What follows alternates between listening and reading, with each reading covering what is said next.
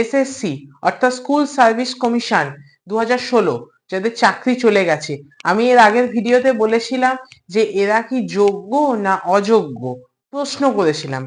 এই ভিডিওতে আমি বলবো এরা একেবারেই অযোগ্য। তার কারণ আপনারা যদি দেখেন, একটা শিক্ষক, দেখলাম একটা ভিডিও ভাইরাল হয়েছে, সেখানে সেই শিক্ষক দাবি করছে যদি তাকে তার চাকরি না ফিরিয়ে দেওয়া হয় তাহলে সে বোম বানাবে। কি অ্যান্টি সোশ্যাল ভাই তুমি? তুমি অ্যান্টি সোশ্যালের মতন কথা বলছো কেন? তুমি তো শিক্ষক নাকি? তারপরে দেখলাম কিছু শিক্ষক মিলে একটা গ্রুপ বানিয়েছে। তাদের কথা হলো পয়লা বৈশাখের আগে যদি তাদের চাকরি না ফিরিয়ে দেওয়া হয় তাহলে তারা নবান্ন বা কালীঘাট অভিযান করবে। তা আমার প্রশ্ন, ভাই তুমি তোমার চাকরি অ্যাপয়েন্টমেন্ট লেটারটা কি কালীঘাট থেকে পেয়েছো না নবান্ন থেকে পেয়েছো? আমার যতদূর জানা, ওনারা যে স্কুল সার্ভিস কমিশন আন্ডারে যেহেতু চাকরি করেন, স্কুলে যেহেতু চাকরি করেন, ফলে ওনাদের স্কুল সার্ভিস কমিশনই তো ওদের অ্যাপয়েন্টমেন্ট লেটার গুলো দিয়েছে, নিশ্চয়ই নবান্ন কালীঘাট থেকে ইস্যু হয়নি। তাহলে এইগুলো কেন তোমরা অভিযান করবে? তারপর আরো দেখলাম যে এনারা ডিআই অফিস ভাঙচুর করেছেন, যার জন্য এনারা পুলিশের কাছে মার খেয়েছেন। সেই নিয়ে দেখছি শিক্ষকদের মধ্যে একটা প্রতিবাদ। আমার একটা প্রশ্ন, যে যেসব শিক্ষকদের চাকরি চলে গেছে তোমরা কেন ল অ্যান্ড অর্ডারকে তোমরা ব্রেক করছো? কেন তোমরা তোমরা নিজেদের হাতে আইনকে তুলে নিচ্ছ? হোয়াই? আমি শুধু এই প্রশ্নটা খুঁজছি। তার মানে আমি কি ধরেই নিতে পারি ভাই আপনারা অযোগ্য? এবং আমি আর একটা কথা বলতে পারি, যে আজকের অনেকে বলছে যে এই যে এই যাদের চাকরি চলে গেছে তারা এইসব কেন ঝামেলা, এইসব মারপিট কেন করছে, এইসব আন্দোলন কেন করছে, তারা স্কুলে কেন ভলেন্টারি সার্ভিস দিতে যাচ্ছে না?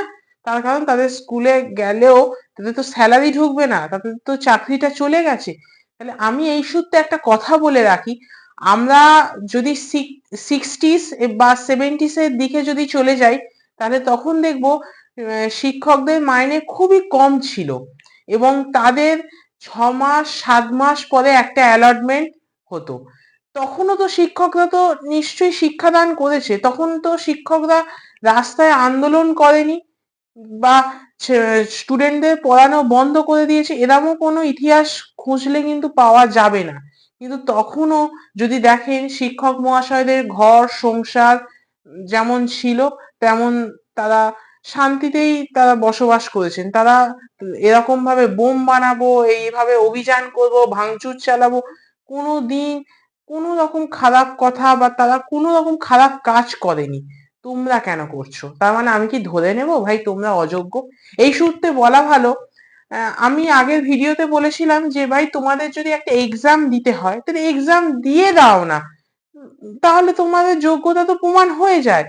সেই সময় আমাকে কেউ কমেন্টে আগের ভিডিওতে লিখেছিলেন, আজকে যে ছেলেটা, মানে আজকের বলা ভুল, আজকে সেই ছেলেটা টিচার, আজ থেকে 20 বছর 8 বছর আগে মানে তিনি যদি মাধ্যমিক পরীক্ষা দিয়ে থাকেন, এখন যদি তাকে মাধ্যমিক পরীক্ষা দিতে বলা হয়, সেই সময় তিনি ছিলেন টপার, এখন কি তিনি টপার হতে পারবেন?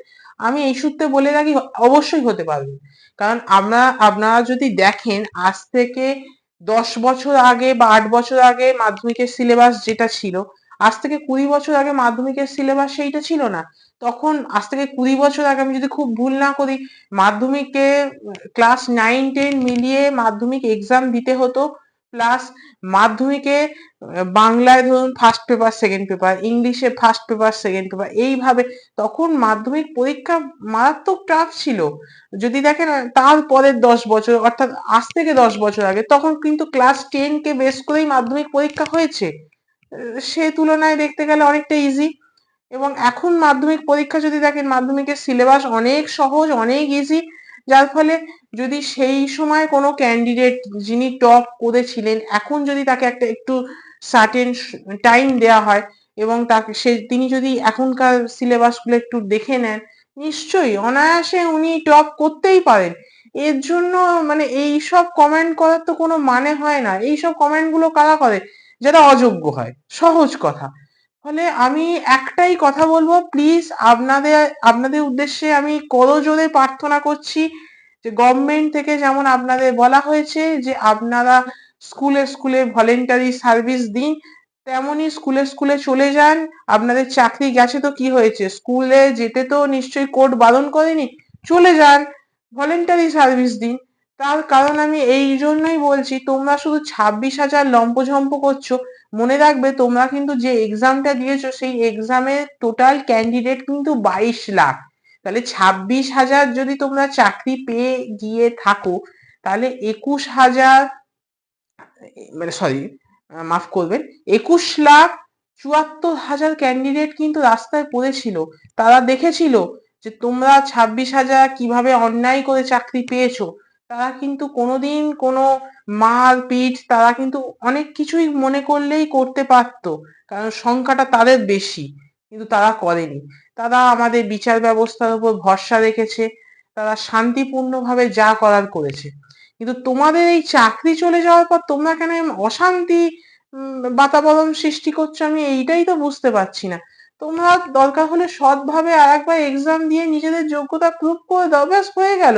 আমি এটা আগের ভিডিওতেও বলেছি, এটাই এটাই করো। এই রকম ভাবে যা তা অ্যান্টি সোশ্যালের মতন কথা বলছো, অ্যান্টি সোশ্যালের মতন কাজ করতে চাইছো কেন? তার মানে আমি কি ধরে নেবো তোমরা কেউই যোগ্য নও? 26,000, মানে প্রায় 26,000 কেউই যোগ্য নও? কারণ আমি আবারও বলছি, আমরা যদি দেখি 60s 70s এর দিকে শিক্ষকরা মানে খুবই কম মাইনে পেতেন।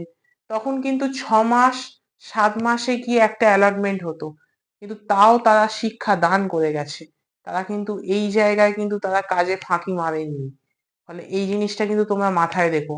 সরকারি স্কুলে গরিব বা নিম্ন মধ্যবিত্ত বা আমার আপনার মতন ছেলেপুলেরা সরকারি স্কুলে যায়, যাদের টাকা থাকে না। প্রাইভেট বা বেটার কোনো স্কুলে বা ইংরেজি মাধ্যমের স্কুলে তাদেরকে অ্যাডমিশন করাতে পারি না বলেই আমরা সরকারি স্কুলে অ্যাডমিশন করাই। সেই জায়গায় তাদের কিন্তু পড়াশোনার অনেক ক্ষতি হচ্ছে। তোমরা নিজেদেরকে শিক্ষক বলে দাবি করছো, আর অশিক্ষক মানে গোমূর্খের মতন কাজ করছো। সেই সূত্রে আমি বলে রাখি, তোমরা যে এই কাজগুলো করছো সেটা থেকে কি মানে বলা যায় যে তোমরা শিক্ষক? কোনোদিন শিক্ষকের একটা চরিত্র হতে পারে না সে বোম বানাবে, সে ভাঙচুর চালাবে। ভাই তুমি শিক্ষক, তুমি দরকার হলে নেক্সট বার একবার এক্সাম দিয়ে দরকার হলে তোমাদের নিজেদের যোগ্যতা একটা প্রুভ করো। কারণ আবারও বলছি, গল্পটা শুধুমাত্র 26,000-এর নয়, গল্পটা কিন্তু 22 লাখের। এটা কিন্তু মাথায় রেখো। যেটা করবে ভেবেচিন্তে করবে। আর আমার কথা যদি শোনো, আমি বলবো, আবারও বলবো, বারবার বলবো, তোমরা ইমিডিয়েট যে যা নিজের স্কুলে ভলেন্টারি সার্ভিস প্রোভাইড করো।